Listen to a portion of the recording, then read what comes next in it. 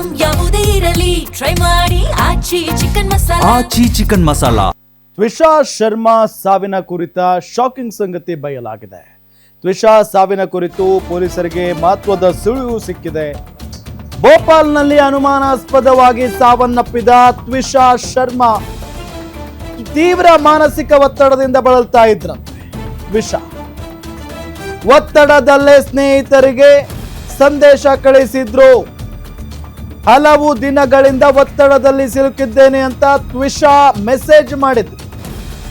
ಭೋಪಾಲ್ನ ಪತಿ ನಿವಾಸದಲ್ಲೇ ನೇಣಿಗೆ ಶರಣಾಗಿದ್ದು ತ್ವಿಷಾ ಶರ್ಮಾ ಸಮರ್ಥ್ ಸಿಂಗ್ ನನ್ನ ಮದುವೆಯಾಗಿದ್ರು. ನೋಯ್ಡಾ ಮೂಲದ ತ್ವಿಷಾ ಡೇಟಿಂಗ್ ಆಪ್ನಲ್ಲಿ ಪರಿಚಯವಾಗಿ 2025ರಲ್ಲಿ ಮದುವೆಯಾಗಿತ್ತು ಈ ಜೋಡಿ. ಆತ್ಮಹತ್ಯೆಗೂ ಮುನ್ನ ಸ್ನೇಹಿತರ ಜೊತೆ ವಾಟ್ಸಪ್ ಚಾಟ್ ಮಾಡಿದ್ರು ಇವರು. ನನಗೆ ಜೀವನದಲ್ಲಿ ಸಾಧಿಸಬೇಕೆಂಬ ಬಯಕೆ ಹೆಚ್ಚಿದೆ, ಆದರೆ ನಾನು ಈಗ ಮನೆಯಲ್ಲೇ ಇರಬೇಕಾಗಿದೆ. ಮದುವೆ ಆದಾಗಿನಿಂದ ಮನೆಯಿಂದ ಹೊರಗೆ ಬರಲಾಗದ ಸ್ಥಿತಿಯಲ್ಲಿದ್ದೇನೆ. ತನ್ನ ವೈವಾಹಿಕ ಜೀವನ ಸುಖಕರವಾಗಿರಲಿಲ್ಲ ಅಂತ ತನ್ನ ಸ್ನೇಹಿತರಿಗೆ ಮೆಸೇಜ್ ಅನ್ನ ಮಾಡಿದ್ದಾರೆ ತ್ವಿಷಾ.